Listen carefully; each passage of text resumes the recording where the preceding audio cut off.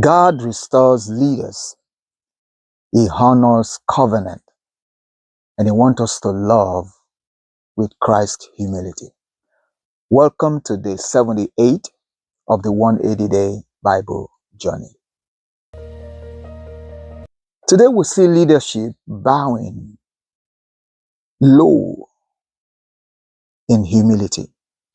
We see love reaching wide, and we see covenant being faithfully kept and honored.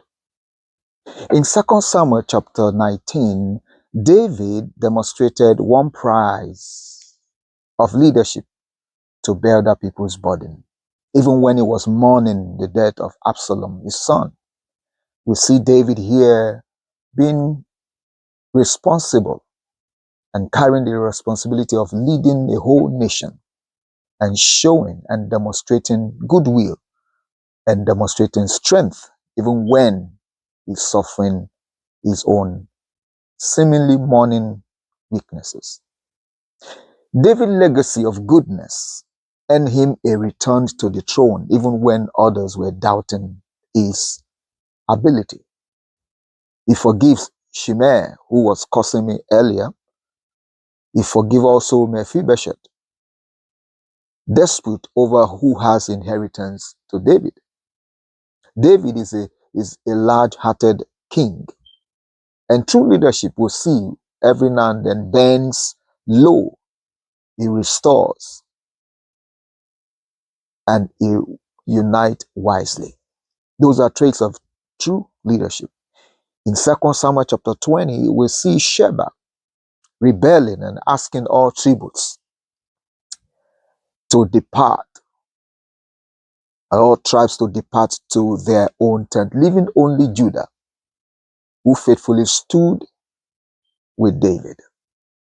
We see a wise woman delivering the head of that Sheba before Joab, who was bent on hunting him down. The wise woman saved the whole city from catastrophe. Sometimes wisdom can end wars that swords cannot. In 2 Samuel chapter 21, we understand that breaking oath or covenant have negative consequences, because for 3 years Israel suffered famine.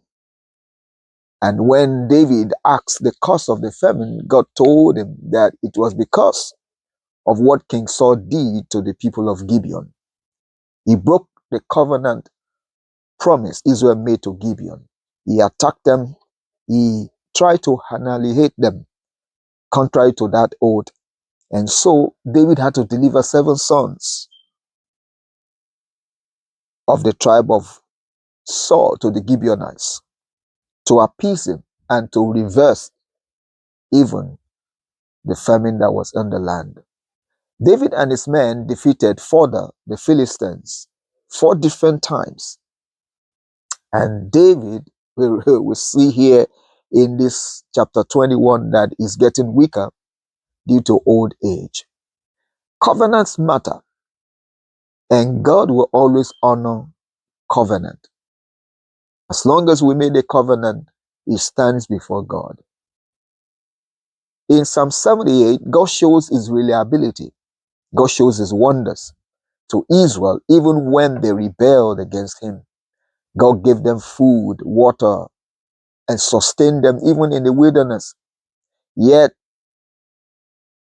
they sinned again and again and again. And God shows his wonders in Egypt. He also appointed Moses and David to lead Israel. Remembering God's works and his faithfulness always fuels faithful leadership, who look to the future for God's intervention. In the New Testament, in John chapter 13, Jesus demonstrated humility and servant leadership when he, decided to wash the disciples' feet. Jesus revealed the betrayal among the disciples who were surprised, who were taken aback, and they know that Judas Iscariot is the one who's going to cause the betrayal. Jesus reveals again a new commandment, and that is a commandment of love, to love one another. He later predicts that Peter is going to deny him. Love is the evidence of true discipleship.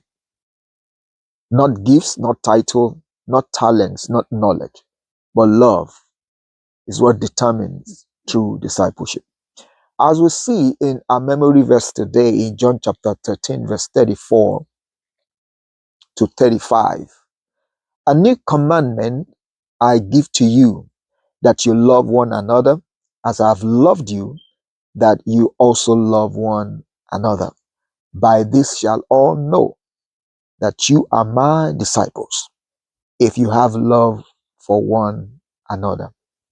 I believe we practice this new commandment in our daily dealings with our people, our brethren, our family, and the world at large. Our love is that trait, is that yardstick by which we measure our love for God, our love for Christ, and for the things of God. I pray that God's love will grow more in our heart, that we'll come to understand His love for us and why we need to love one another. Thank you for joining me for this day. I look forward to day 79 with you tomorrow. Until then, God bless you, and we'll see you tomorrow.